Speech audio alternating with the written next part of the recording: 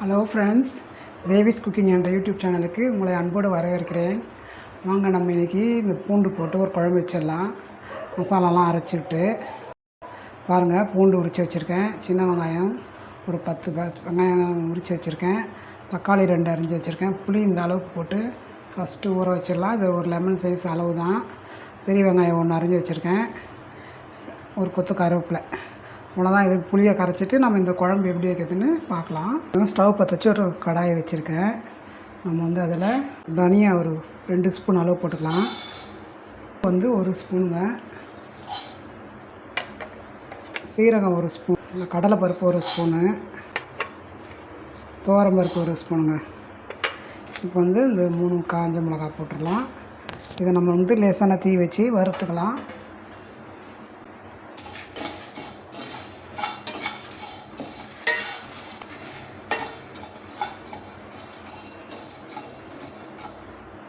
தீ லேசாக இருந்தாக்கா இதுக்கு அது எல்லாமே கரெக்டாக சமமாக செவந்துடும்.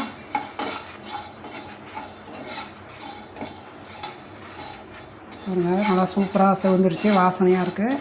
இப்போ நம்ம இது ஒரு வேறு பிளேட்டில் மாற்றிடலாம்.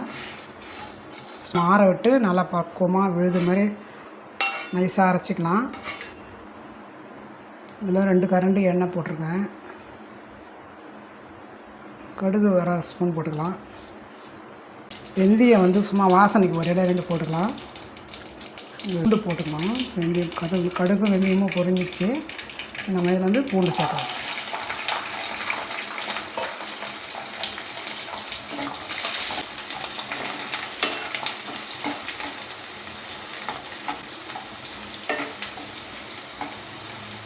பூண்டு ஓரளவுக்கு சேர்ந்துடுச்சு. இப்போ நம்ம அதில் சின்ன வெங்காயமும் சேர்த்துக்கலாம். ஒரு 10-15 வெங்காயம் தான் போட்டிருக்கேன், அது முழுசாக போட்டிருக்கேன்.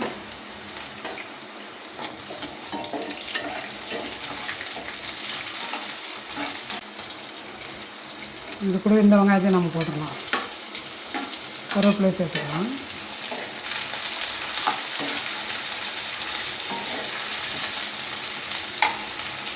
இந்த தக்காளி நம்ம அரைச்சி இதில் சேர்த்துக்கலாமா?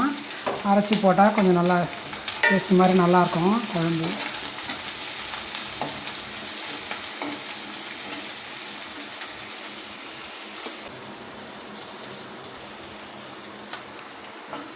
பாருங்கள், பூண்டு வெங்காயம்லாம் நல்லா வதங்கிடுச்சு. நம்ம இப்போது இந்த அரைச்சி வச்சுருக்க தக்காளியை சேர்த்துக்கலாம்.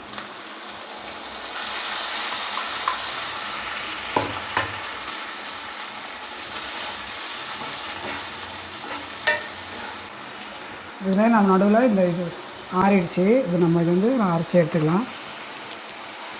பாருங்கள், தக்காளி வெங்காயம்லாம் நல்லா வதங்கிட்டு நல்லா எண்ணெயெல்லாம் பிரிஞ்சு வந்திருக்கு. இப்போ நம்ம அரைச்சி வச்ச மசாலாவை இதில் சேர்த்துக்கலாம்.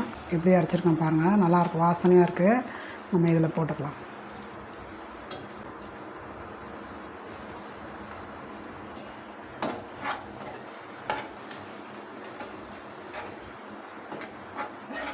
இதில் மஞ்சத்தூள் போட்டுக்கலாம். கல் உப்பு போட்டுக்கலாம்.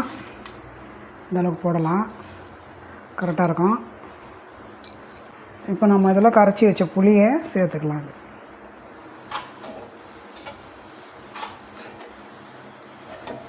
இப்போல்லாம் ஒரு 4 நாளைக்கு 3 நாளைக்கு 1 வாரம் கூட நல்லா தான் இருக்கும். நீங்களும் ஒரு வாட்டி எங்கள் வீட்டில் இது மாதிரி செஞ்சு பாருங்கள்.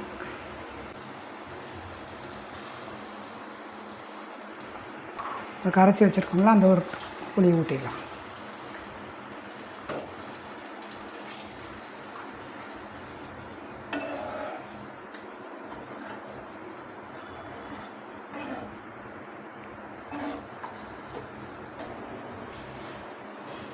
இதுக்கு தேவையான அளவு தண்ணி ஊற்றியாச்சு, புளி ஊற்றியாச்சு. பாருங்கள், இப்போ கொதித்து வருது. இன்னும் 10 நிமிஷம் மூடி நல்லா கொதிக்க விடலாம். முதல்ல டேஸ்ட் பார்க்கலாம். சூப்பர், அருமையாக இருக்குது. உப்பும் கரெக்டாக இருக்குது. கொஞ்சம் நேரம் மூடி கொதிக்க வைக்கலாம்.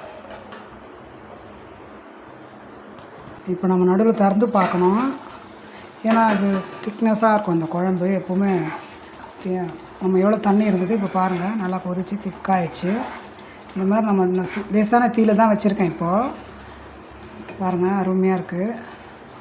செமையாக இருக்குது. இன்னும் ஒரு 2 நிமிஷம் மூடி வைக்கலாம். நான்